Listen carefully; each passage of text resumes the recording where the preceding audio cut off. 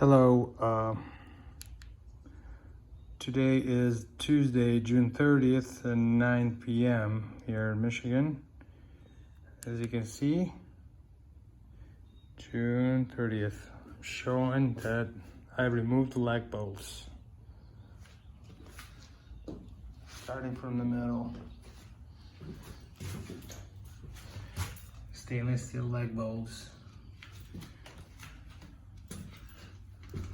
The right size recommended by Lifetime in the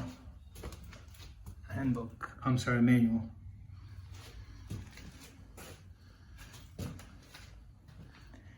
I'll wait a few days.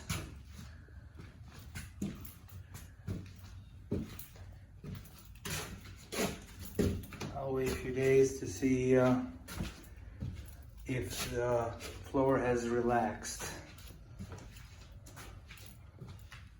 And we'll see.